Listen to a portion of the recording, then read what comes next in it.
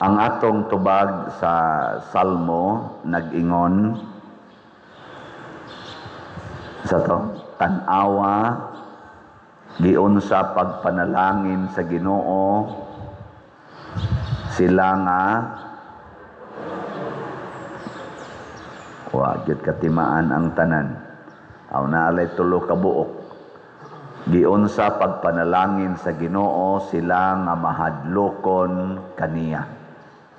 Ana, lingi ay mong tupad ing na mahadlokon kas Ginoo o masinupakon. Ing na kuno. Kung mahadlok ta sa usa ka tawo, ang atong buhaton dili gid ta musupak bisag usa na lang niya kasugo. Mao na ang kahadlok sa Ginoo magtudlo nato sa pagtuman sa tanan niyang isugo ug sa tanan niyang gusto. Di kita magsupak-supak. Nya unsa may buhaton sa Ginoo kay siya may tuburan sa tanang grasya. Kung di nata magsupak-supak sa iyang mga sugo, iya dayon tang panalanginan, buuan sa tanang grasya. Mao na si Ruth, usa ka foreigner, nikuyog siya sa iyang ugangan nga si Naomi ngadto sa mga tawo nga di niya kaliwat. Gusto siyang muunong sa kalisod sa iyang ugangan. Hayahay biya sa dito sa ila. Pero gusto siyang maglisod-lisod sa iyang kaugalingon aron muunong sa iyang giila nga mother-in-law. Namatay naman iyang bana. Unsa may nahitabo, namuo siya para mabuhi sila. Iyang gingnan niyang mama din hilang kama, ako lay mamuo kay bata-bata pamangko. Nya, ang resulta, ang igagaw sa iyang sabana ni Naomi, si Boaz nga maoy dato-dato, usas mga dato-dato atong dapita. Ulitaw pa man sa tingali to, naibog ni Ruth ug iyang gipangasawa si Ruth. Perti-surtihan no? Sa iyang pagpaubos na naganto siya ug iyang gialimahan ang iyang inahan, nahimo siyang usa ka asawa sa buutan, dato ug Diosnon nga tao. Ug gikan kanila na tao kadtong anlag Obed, niya si Obed maoy amahan ni Jess or ni Isai nga mao ang amahan ni Hari David. Niya si Hari David mao ang nahimong amahan sa kaliwatan nga didto ni gikan si Jesus. Mo na si Jesus gitawag og anak ni David. Anak. Awa mo ka picture. Sa ato pa, kanading tao nga mahadlokon sa Ginoo, mahimong manluluwas, mahimong savior, kanang taong masinupakon sa Ginoo, mahimong destroyer. Karon lang kanang flood control. Ang kanang nangurakot diha nga mga officials nato sa gobyerno, labi na kato mga contractors nga gi-identify sa atong Presidente Marcos, kadtong 15 ka buok contractors nga maurag mao kunoy nagkupot sa dagko kayong project sa flood control, 15 ra na sila kabuok. Nya ang 5 ana matod pa sa atong kuan sa no kaning dedicated kaayo nga senador, ang chairman sa Blue Ribbon Committee si Senador Rodante Marcolita. 5 kuno aning 15 na ay project sa flood control tibuok Pilipinas. Contractor sila sa tibuok Pilipinas. Ang 5 aning 15 ka gi-identify ni President Bongbong Marcos. Nya pila na may ilang na kontrata sa gobyerno kaning 15, labi na gining 5. Sa record nga gisulti sa atong talahurong presidente, gikan ra day kuno to sa 2022 hangtod 2024, 500 85 billion pesos ang na-spent ato. Pero kumplito og tres kolonya ni Senator Marcolita gikan sa 2022 hangtod karong 2025 at present, ang total na natong na-spend sa flood control 1.2 trillion. Mag-average og 1 billion every day. Nya kaning 15 ra ka buok contractors ang kontrata. Nya dako kaing porsyon ani gitawag og substandard projects na nga lusno lang bisag wa pa gani baha, nya inigbaha kaduha katulo lusno na. Ug doon na gidaghan nga gitawag og ghost projects. Gani ang na-identify ato mga 9 billion pa to ghost project. Kana bang na-release ang kwarta nga Y project 9 billion. Di gyud mahadlok sa Ginoo. Kana bitang giingos Ginoo ayaw pamakak, ayaw pangawat. Di ba na man na? Ilingi ay mong tupad, ingnawa, jud ka kapangawat. Lingi ako no ba? Ingnawa, jud ka kapangawat. Oy, naana na tong batasan na timingan lang nga kaning mga kawatan sa tong gobyerno, kawatan sa dinhi sa simbahan, naam sa mga kawatan dinhi, ginagmayg dinagko. Na timingan lang na sila nga nakalingkod og dagkong kawatonon mo nang dagko sa sila gikawat, pero kita naa sa tay ginagmay bata pa kuha na mga sinsiyo ana 20-20 mga asawa mga awat sa pitakas bana sad mga awat sa pitakas asawa ana adtos kompanya kuha na mga bandpipal mga ballpen ana ginagmay gagmay ra na. Pero tagaan sa nimog milyon, mga hawat sa milyon, tagaan nimog bilyon, kawaton sang bilyon. Ang pare, kuha-kuha sa kolekta ginagmay, ana. Kanang ato mga donations, kuhaon dayon. Oh, na. Nanong tutok mamuna to, ngawat ko. So si halang mo na importante nga doon na gitawag og resibo. Matod pa sa ilang mga termino diya sa kanang mga naghiring-hiring sa Congress o sa Senate, resibo. Ang samnang resibo, pruiba nga ang imong nadawat nga kwarta imong gamit according sa purpose. Sa inyong tanaw, so far nakamonitor man sad muna ko dito sa San Vicente Ferrer Parish Liloan hangtod karon dinhi sa inyong tanaw kanang atong slot gigamit na nako para simbahan o wa? Bahala mo diya. Kamo nalay susi ana og naa ba gigamit ba? Na may resibo. Nanawa nga to San Vicente. Tanawa nga to sa Capilinia, Fatima, mao man ato mga gipang solisitan kadtong Thanksgiving ni Bishop Chupilo Kamomot, kadtong retreat for priests.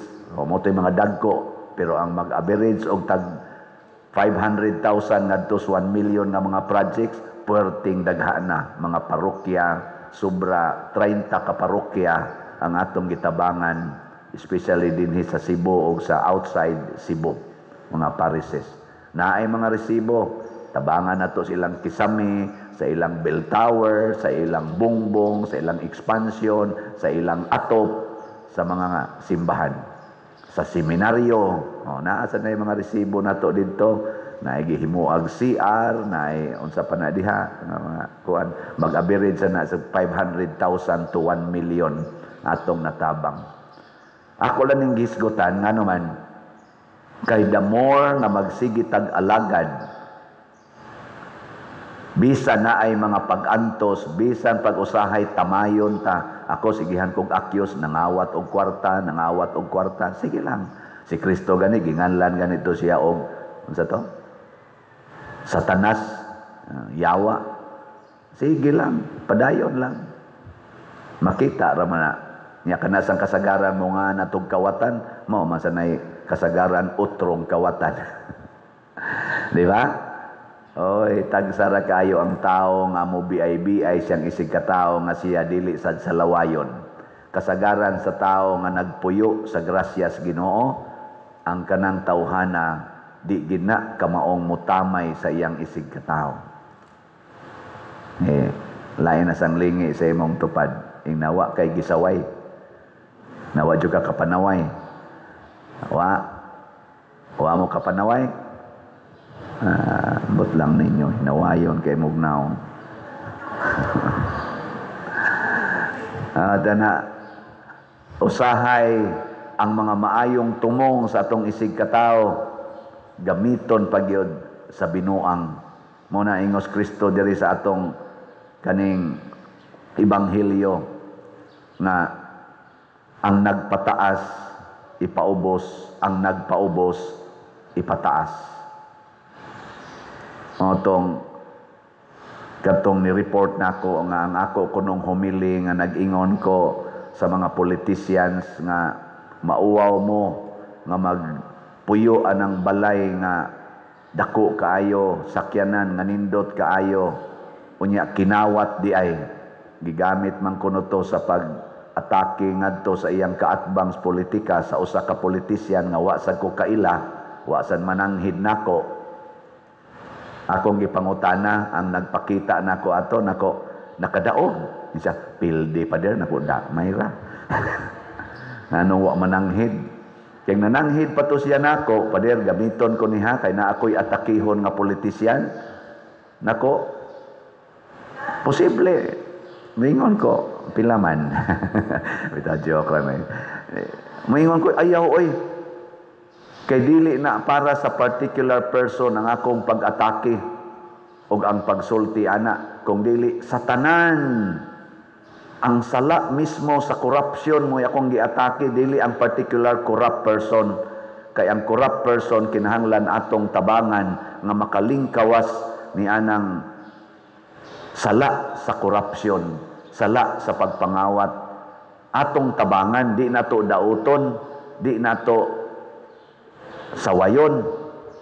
Ang atong atakihon mao ang sala sa pagkakawatan. Parehas imong bana ba mangabit siya, ayaw atakiha ang kabit, atakiha ang sala sa pagpangabit. Ingka kasakit ba sa ana pa dir? Ako lang pasayloon ang iyang kabit? Yes. How many times? 77 times. Or 70 times 7. Ikaw niya magsigi kong antos? Yes. Antos more. Antos pa more. Matod pa ni Centros of Lima na ako no'y gisulti ang Ginoo niya during her prayer. Nga tingog Diyos Ginoo, gikan Diyos ngabil sa Ginoo. Iyan ang gitestimonya. Niingon ang Ginoo niya, hinumdumi kini og isulti ni sa tanang tao nga wa gyoy grasya nga gikan nako nga akong ihatag basta dili mo magantos. Ang pagantos maoy yawi sa akong mga grasya.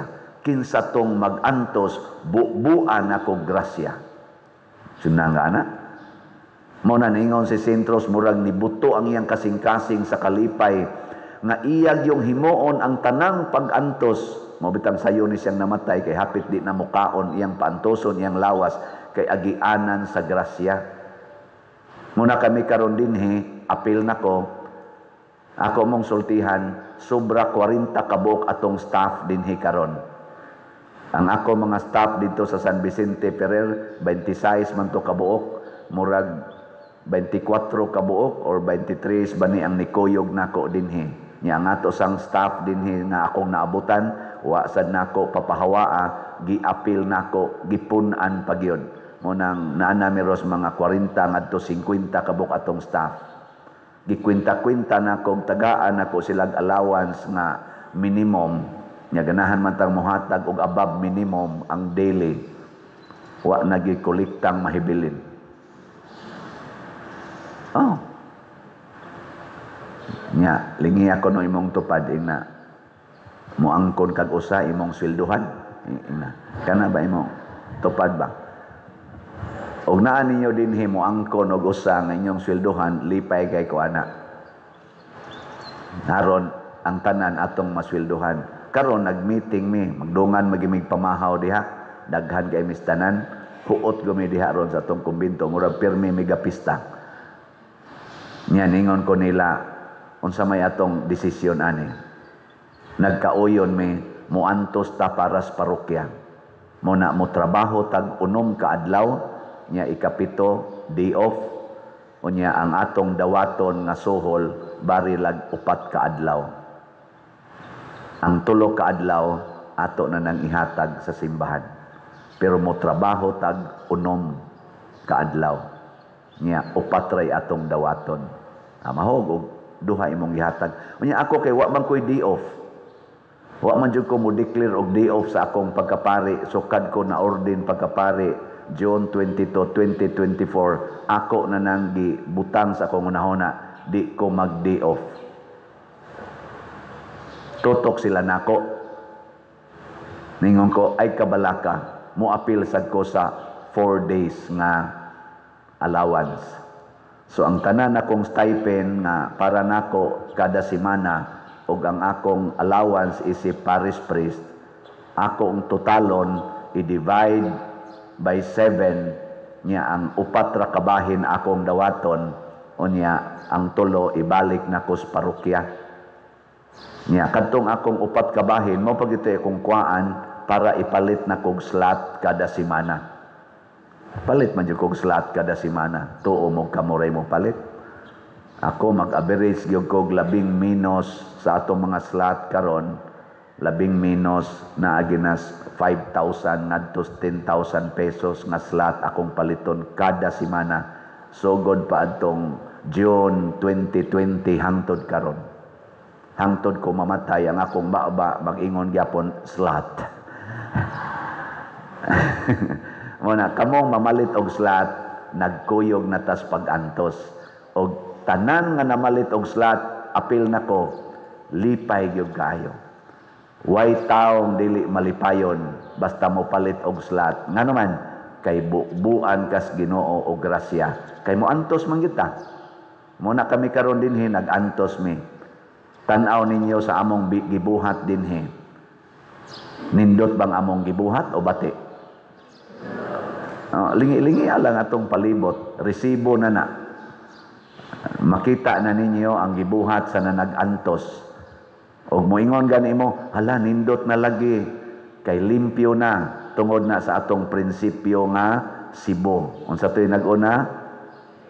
Clean, economizing. Mo nang 4 na lang kaadlaw among dawatong allowance, economizing. Nya B, beautiful. Mo nang atong gipang triman, gipanindot atong grounds aron na ay beautiful. Nya dayon ang useful. Mo na naghimo sa taron gipang repair nato ang atong mga angayang repairon aron mahimong useful. Sunod semana musugod atog install dinhi ang atong Hilly fans. Salamat sa inyo mga slots ha. Padayon mo palit og slots. Muna ni ang atong update. Ang atong grace, katong God's reward and complete elation, ang atong halin niabot nag 43,539 ka slots, na apay 656,461 ka slots nga available tag 100 pesos per slot. Nya nani 70 slot challenge nga tag 7,147 ang atong nadawat. Ang atong Protection and Prosperity of Santiago de Compostela, PPSC, para dinhi sa atong ongoing karon nga mga repairs, mga projects, developments, ang atong halin niabot nag 5,660 ka slots, na apay 94,340 ka slots nga available tag 100 pesos per slot. Nya kay mga 80,000 man ka population ning Compostela, og mamalit mong tag sa kaslat karong adlawa hangtod karong Domingo igka-Lunes kaning 94,000 hurot na ni. Wagi nalipay. Unya doon na ni 162 slot challenge nga tag 16,200 ang kada challenge. unom na sad kabuok. Unom na ka-challenge ang nadawat. Pakpakan na ito ko sabay. Kusgo na itong pakpak. Salamat kayo. Mao na, maka-order na tag hilifan. Upat kabuok. Magkurog-kurog na sad mo din inigbuntag sa'yo. Ito ibutang diha. May na kay gabuk-gabuk na diha. Haron inig kalusno. Kamoy mga igo sa gatuyok nga hilifan. Diha ato sa nantanawon nga di kayo. Ligon na diha. So, mga igsuon, nganong ato maning nabuhat tungod kay naamong ni Antos pinaagi aning pag-apil sa atong slat-slat. Daghan patag buhatonon.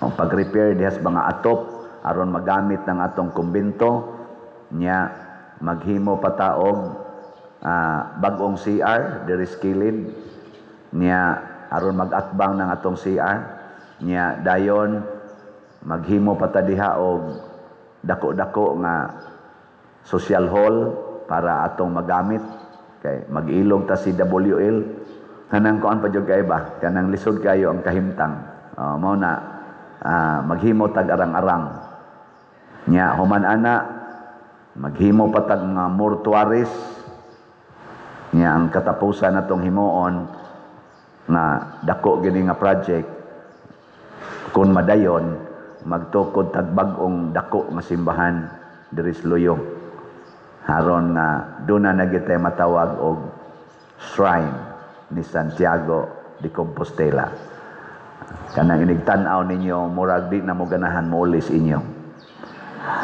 anhin na lang mo magpakamatay nya anha din mo hayaon sa atong mortuary ilubong din mo sa atong sementeryo di ba kompleto ang package palit kag slat simba ka sa atong pilgrim church or shrine nya mamatay din ka bahaya din ka mortuary man lubong ni ka sementeryo awa na kita na ta dito sa langit nya mahimo ra gina magsige mo palit og slat nya kamo sang mga online parishioners basig mangutana mo unsaon pagpalit og slat sundalan ning atong information unsa may information nato atong bank accounts tanawa sa atong TV monitor atong bank accounts kana lay sunda nya GCash accounts nya ipadaan niyo kwarta padala kanilang sa mga ngan nga niya dinhi atong gi-flash mo isunda labi na gining ako ngan Crescenciano ubod